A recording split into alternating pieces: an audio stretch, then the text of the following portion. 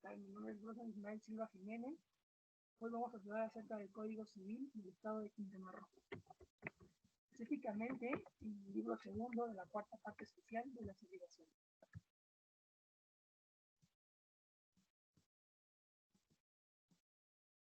Como primer punto tenemos el título primero, que es de las disposiciones preliminares de las fuentes. En relación a la obligación que se establece entre el acreedor y el deudor, el primero tiene la facultad de poder exigir del segundo, y este es el deber de cumplir a favor de aquel que tentación puede ser o de dar, o de hacer y de no hacer. La relación jurídica desde el punto de vista del acreedor toma el nombre de derecho personal o de crédito, y desde el punto de vista del deudor y de la deuda u obligación. La obligación de ejecutar actos positivos en razón y en la medida en que sea poseedor o derivado de un bien es la obligación llamada real o propter rem, que pasa a los poseedores sucesivos de bien. Son fuentes de las obligaciones de los hechos, actos y normas jurídicos reglamentados en este código, pero la voluntad del nombre en el negocio unilateral, el consentimiento de los bilaterales y plurilaterales, requerirá necesariamente el concurso de la ley por obligar a aquel y el efecto o los efectos deseados dejarán de producirse si la ley expresa o tácitamente lo prohíbe. Ahora pasamos al título segundo de las diferentes especies de obligaciones y capítulo primero de las obligaciones de dar. Sección primera, la aportación de bienes. La prestación de dar consiste en la instalación de dominio de bien cierto, en la anejenación temporal del uso o goce de bien cierto, en la restitución de bien ajeno y en el pago de bien debido. La obligación de dar bien cierto comprende también entrega de explicitosorios, salvo que lo contrario resulte del título de obligación o de las circunstancias del caso. Pasamos a la segunda sección, cómo se traslada la propiedad de los bienes. Salvo convenio en contrario, en las anejenaciones de bienes ciertos y determinadas traslación de la propiedad se verifica entre los contratantes. En las enajenaciones de una especie indeterminada, la propiedad no se transferirá sino hasta el momento en el que se hace cierto y determinado con conocimiento del acreedor bajo el concepto de que si no se designa la calidad del bien. Vamos con la sección tercera, que es la responsabilidad culposa por pérdida o deterioro del bien. En los casos en los que la obligación de dar un bien cierto impone la traslación de la propiedad de ese bien, si la pérdida fue por culpa del deudor, este responderá al acreedor por el valor del bien y por los daños y perjuicios. Si el bien se deteriora por culpa del deudor, el acreedor puede optar por la rescisión del contrato, el pago de daños y perjuicios, o por recibir el bien en estado que se encuentre y exigir la reducción del precio y el pago de daños y perjuicios. Si el bien se perdiere por culpa del acreedor, el deudor queda libre de la obligación. Ahora, si se deteriora por culpa del acreedor, este tiene la obligación de recibir el bien en el estado en el que sale. Vamos a la sección cuarta de la implicación de riesgo. La pérdida fortuita de un bien que no es objeto de alguna obligación corre a cargo de su dueño, sobre la misma base de que el bien parece para su dueño, y además de que los géneros no parecen, se regula en los siguientes artículos la imputación de riesgo en los contratos cuando el bien en materia de este se deteriora por caso fortuito o fuerza mayor. La imposibilidad por el cumplimiento de la obligación debe ser absoluta. Esto es, que ni el deudor ni nadie puedan de la obligación realizar la prestación en materia de aquello. En los contratos prorrogativos de dominio de bien cierto y determinados sin reserva de exposición, uso o goce, se extingue la obligación de entregar el bien si éste parece por caso fortuito o fuerza mayor, pues la pérdida corre a cargo del dueño, quien por ello mismo deberá pagar el precio, sin que la pueda obtener válidamente la excepción de que el bien no le fue entregado. Cuando la obligación se contraiga bajo condición suspensiva, mediante esta, se pierde el bien por caso fortuito o fuerza mayor. La obligación quedará extinguida y el bien parecerá para su dueño sin ninguna obligación. Por tanto, de que su contraparte para pagar el precio del bien. En el supuesto de que el caso fortuito o la fuerza mayor no produzcan la pérdida del padecimiento del bien, sino su deterioro, el acreedor está obligado a recibir el bien en el estado en el que se encuentre, a radicar la condición en el precio que se fije mediante juicio de pérdida. La sección quinta de las obligaciones de hacer y de no hacer. Si el obligado a prestar un hecho no lo hiciere, el acreedor tiene el derecho de pedir que a costa de aquel se ejecute por otro cuando la ejecución sea posible. Esto mismo se observará si el deudor no hiciera el hecho de manera convenida. En este caso, el acreedor podrá exigir que se deshaga lo mal hecho. Si de dos obligaciones recíprocas nacidas de un mismo negocio jurídico, la de no hacer y de no hacer, se extingue porque una causa fortuita de fuerza mayor hace imposible su ejecución, la obligación de la otra parte queda bien extinguida salvo que convenga en contrario. Título tercero de los efectos de las obligaciones, capítulo primero, del cumplimiento de las obligaciones, sección primera, del pago. Pago o incumplimiento es la entrega de bien o cantidad de vida o la prestación del hecho positivo o negativo que se hubiera prometido. El deudor puede ceder sus bienes a los acreedores en pago de sus deudas. Esta cesión, salvo pacto en contrario, o solo libera aquel de la responsabilidad por el importe líquido de los bienes cedidos. Los convenios que sobre el efecto de la cesión se celebren entre el deudor y sus acreedores se sujetarán a lo dispuesto en el título relativo a la concurrencia y prelación de créditos. El deudor de buena fe que haga la cesión usará el beneficio de la competencia. En cuanto a los bienes, después adquiera y puedan servir para completar el pago de las deudas anteriores. Puede, por último, hacerse el pago por un tercero no interesado, contra la voluntad del deudor, en cuyo caso quien pagó solamente tendría derecho a cobrar el deudor aquello en que le hubiera sido útil el pago de él. Vamos con la sesión segunda de la imputación del pago. La obligación queda extinguida cuando el acreedor recibe el pago de un bien distinto en lugar del debido. La nulidad operará en pleno derecho, esto es, sin necesidad de la declaración judicial. Las cosas volverán, por tanto, como estaban antes de la dación anulada, pudiéndose tener por lo mismo como pagada la obligación primitiva. Vamos a la sección cuarta del ofrecimiento del pago y de la consignación. El deudor tiene el deber de pagar, pero también el derecho de hacerlo. De ahí el ofrecimiento seguido de la consignación a la veces de pago. Se reúnen los requisitos para que este exige la ley si el acreedor rehusare injusta causa recibir la prestación debida o dar el conocimiento justificado del pago, o si fuera persona incierta, ausente o incapaz de recibir, podrá el deudor liberarse de la obligación haciendo el ofrecimiento del pago y la consignación del bien. El ofrecimiento y la consignación se harán en forma y términos que establece el Código de Procedimientos Civiles. Cuando se sigue en juicio la rescisión del contrato, por falta de pago de pensiones periódicas, el demandado excepciones con bases en las consignaciones y de las mismas ha hecho. La resolución relativa a la procedencia o improcedencia de dichas consignaciones, o sobre si es o no fundada, la posición que en su caso llegará a hacer valer, no se pronunciará en el juicio especial que a tales consignaciones correspondan, sino en la misma sentencia que estudie el negocio en su conjunto y ponga el fin al juicio de rescisión. Pasamos al capítulo segundo del incumplimiento de las obligaciones, a la sección primera, que es la consecuencia del incumplimiento de las obligaciones. Cumple una obligación de hacer, bien dejando de prestar el hecho a que se obligó, bien de no prestándolo por como lo convenido, será responsable de los daños y perjuicios que causen los términos siguientes. Si la obligación fuera a plazo, comenzará la responsabilidad o el vencimiento de él. La responsabilidad procedente de dolo es exigible en todas las obligaciones y la renuncia de hacerla efectiva es nula. La responsabilidad de que se trata en este título, además de importar la devolución del bien a su precio, importará la reparación de los daños y la indemnización de los perjuicios. Vamos a la sección segunda del saneamiento por evicción y por vicios ocultos. Su sección primera, disposiciones generales.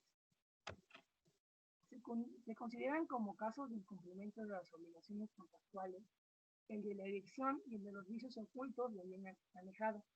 Y todo enemejante en estos casos está ligado al saneamiento, aunque nada se haya expresado en el contrato. Subsección segunda de la evicción. Habrá evicción cuando el que adquirió algún bien fuere privado del todo o por parte de él por sentencia que causa ejecutoria en razón de algún hecho anterior a la adquisición. Habrá también evicción cuando el adquiriente no adquiera la posesión del bien que compra y el reclamado judicialmente del tercero que la tiene en su poder. Esta prueba de ser el dueño en el juicio reivindicatorio que aquel le impagó. Se asimila a la evicción, pues no es que hay caso en el juicio de que no quiere que se hace el dueño del bien, no por la anegación, sino por que se ha pretendido hacer, sino por el título distinto y por completo ajeno al falso anajenante. Pasamos a la subsección tercera de los vicios ocultos. En los contratos conmutativos, el manejante está obligado al saneamiento por los defectos ocultos del bien anejado que le haga impropio para el uso a que se le destina, lo que disminuyen de tal modo este uso que de haberlo conocido el adquiriente no hubiera hecho la adquisición o habría dado menos precio por el bien las acciones que nacen de lo dispuesto en los 8 artículos anteriores se extinguen al año contado desde la entrega del bien. Título cuarto de los efectos de las obligaciones con relación a terceros indirectamente intervienen en el incumplimiento de aquellas y del derecho de retención. Capítulo primero de las instituciones protectoras del deudor contra actos y omisiones del deudor tendientes al incumplimiento.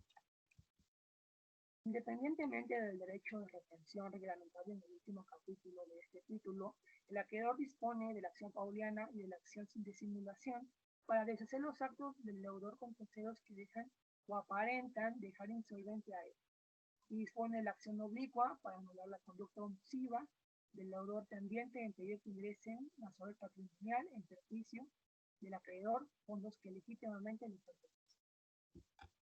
Pasamos al capítulo segundo de la acción oblicua.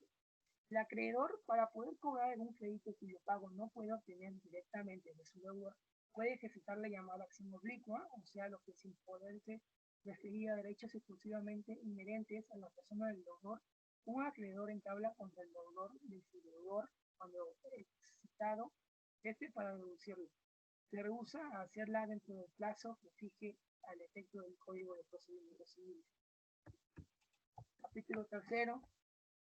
Derecho de retención.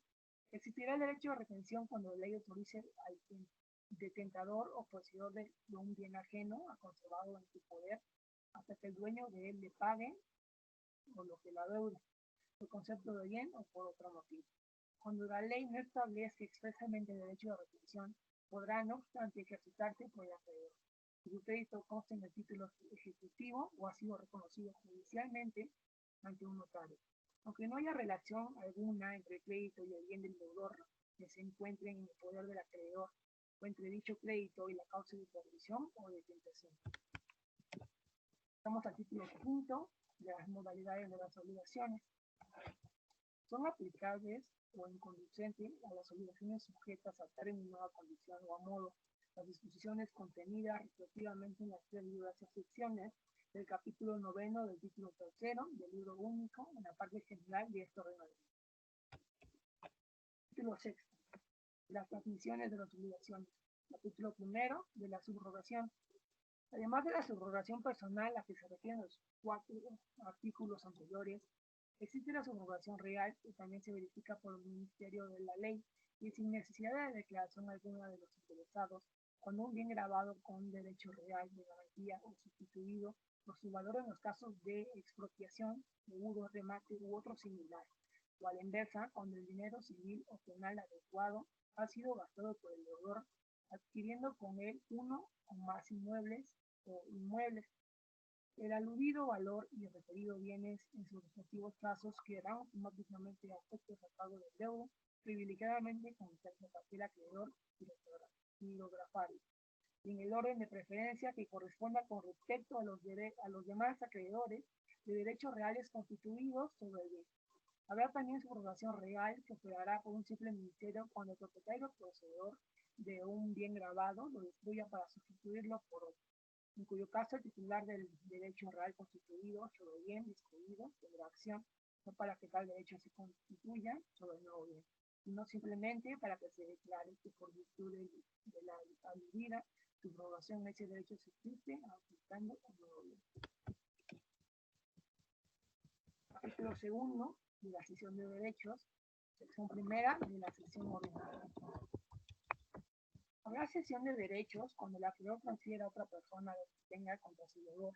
En principio, todo derecho puede cederse a terceros, a menos que la sucesión esté prohibida por la ley, se haya convenido en no hacerla, o no la permite la naturaleza del derecho. Los créditos civiles se transmiten por endoso, los que sean a la orden, por simple entrega, los que sean al portador y los que no sean a la orden ni al portador. Así como cualquier otro derecho que sea cedible mediante escrito privado O simple constancia que se ponga en el suite de documentos certificados de derecho que firmarán escrito o constancia siguiente, cesionario y dos testigos.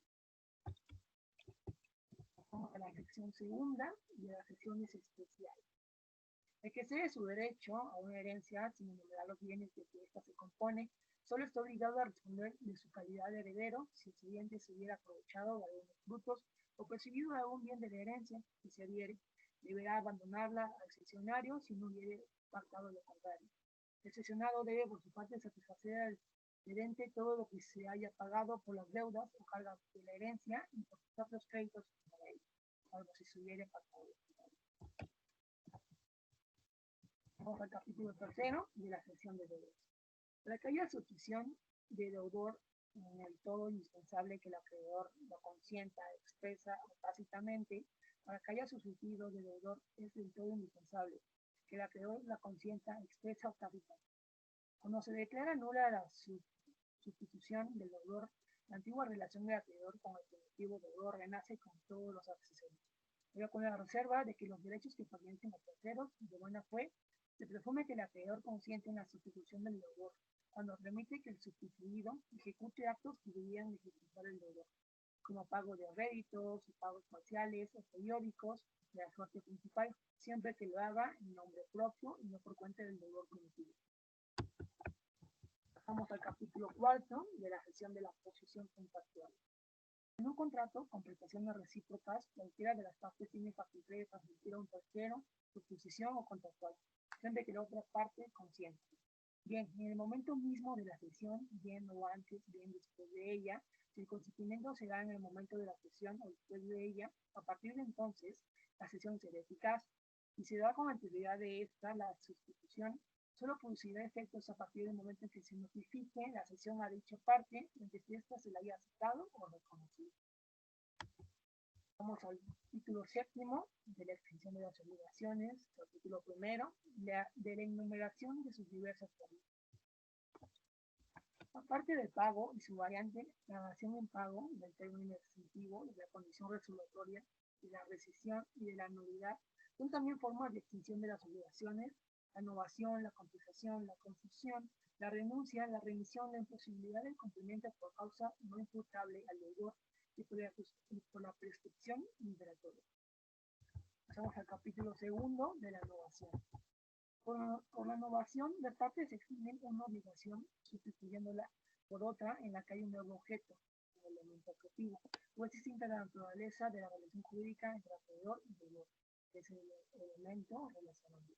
El cambio del restante elemento sustancial de la obligación, o sea, el subjetivo, no genera la novación, ni por la delegación, ni por exposición, ni de otra manera, sino simplemente de la asociación intervivos de derechos u obligaciones de acuerdo con las normas relativas del título anterior.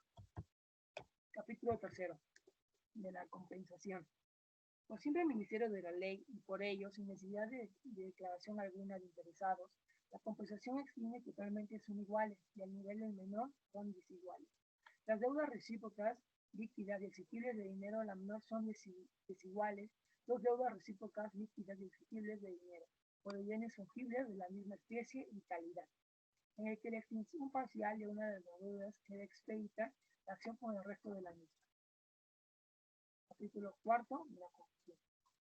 La obligación se extingue por conclusión cuando todos sus accesorios legales, en el momento mismo en que las calidades del acreedor y del deudor se reúnen en una misma persona.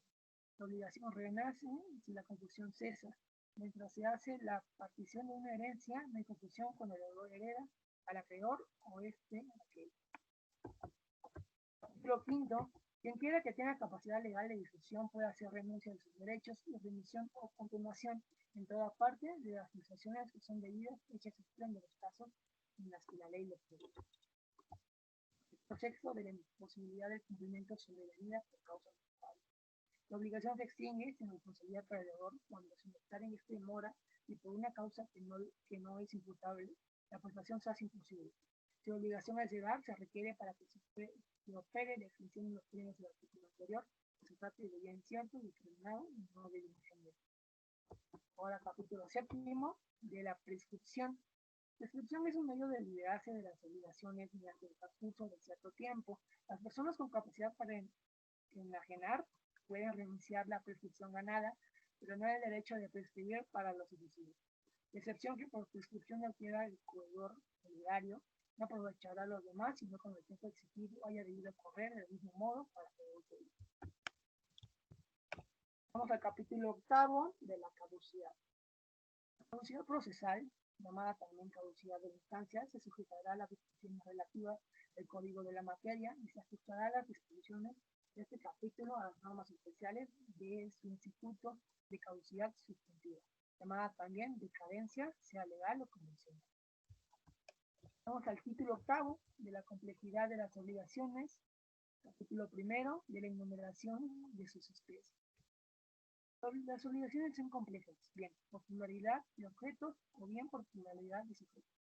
El primer grupo corresponden a las obligaciones conjuntivas, de las alternativas, que hay que distinguir de las facultativas, y el segundo, las mancomunadas, las solidarias y las indivisibles. Capítulo segundo de la pluralidad de objetos, sección primera de las obligaciones conjuntivas.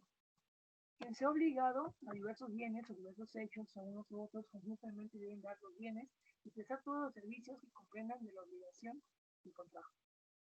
Sección segunda de las obligaciones alternativas. El deudor está obligado a uno de los hechos, a uno de los bienes, a un hecho, o un bien, cumple prestando cualquiera de esos hechos y bienes, mas no pueden encontrar y pueden, en contra de la voluntad del acreedor, prestar parte de un bien y parte de otro, justificar parte de otro hecho. Sección primera de las obligaciones facultativas. Puede una persona contraer la obligación de llevar a cabo determinada prestación, pero con la facultad de librarse bien cumpliendo con esa prestación, o bien con otra distinta, pero perfectamente precisada, y convenir entre esa persona y su contraparte. A la primera de esas obligaciones se le llama obligación principal y a la segunda obligación facultativa. Pasamos al capítulo tercero de la pluralidad de los sujetos. Sección primera de las obligaciones mancomunadas. Son obligaciones mancomunadas aquellas en las que habiendo varios acreedores o deudores para una sola prestación, esto se considera dividido entre varias partes como acreedores y deudores como hay. Sección segunda de las obligaciones solidarias y disyuntivas. Además de la simple mancomunidad, habrá solidaridad activa cuando dos o más acreedores tienen el derecho para exigir conjuntamente a cada uno de por sí el cumplimiento de total obligación, y habrá solidaridad pasiva cuando dos o más deudores reporten también conjuntamente a cada uno de por sí la obligación de cumplir en su totalidad la prestación de bienes.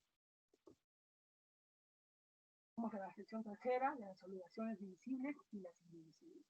La obligación divisible, cuando tiene por objeto alguna prestación susceptible de cumplirse en partes, es indivisible si la prestación no admite como la división y no puede ser cumplida por ella misma su parte. Capítulo noveno de la concurrencia y la apelación de los créditos. Capítulo primero, disposiciones generales. La declaración de concurso incapacitaba al deudor para seguir administrando sus bienes, así como para permitir a otro admisión por la ley que le corresponda y hace que se venza el plazo de todas sus deudas. Esta declaración produce el efecto que dejen de vengar intereses en las deudas del concursado para los créditos hipotecarios y fignoticios, que seguirán devengando los intereses correspondientes hasta donde alcance el valor de los bienes y la garantía. Título segundo de los créditos hipotecarios y ignoraticios. Los acreedores hipotecarios y los ignoraticios no necesitan entrar a un concurso para hacer el cobro de sus créditos. Pueden deducir las acciones que les competan en virtud de la hipoteca o de la prenda en los juicios respectivos. Título tercero de algunos acreedores preferentes sobre determinados bienes. El valor de los bienes que se mencionan serán pagados preferentemente los deudores fiscales provenientes de los supuestos compradores de los bienes que se hayan causado. La deuda por gastos de salvamento con el valor de la cosa salvada y la deuda contraída antes del concurso, especialmente para ejecutar obras de rigurosa conservación de algunos bienes. Título cuarto, acreedores de primera clase. Pagados los acreedores mencionados en los dos capítulos inferiores, se pagarán con el valor de todos los bienes que puedan los gastos judiciales comunes en términos que establece el Código de Procedimientos, los gastos de rigurosa conservación y administración de los bienes concursados. Lo quinto, acreedores de la segunda clase. Pagos de los créditos antes mencionados se pagarán créditos de personas comprendidas en las secciones 3 y 4 del artículo 3118. Capítulo sexto, acreedores de la tercera clase, satisfechos los créditos de que se han hablado anteriormente, se pagarán los créditos que consten en la escritura pública con cualquier otro documento auténtico. Capítulo séptimo, acreedores de la cuarta clase. Pagados los créditos enumerados en los capítulos que poseen, se pagarán los créditos que consten en el documento privado, con los bienes restantes se serán pagados todos los demás créditos que no estén contribuidos en las descripciones anteriores. Pues bueno, no sé si a todos los haya gustado.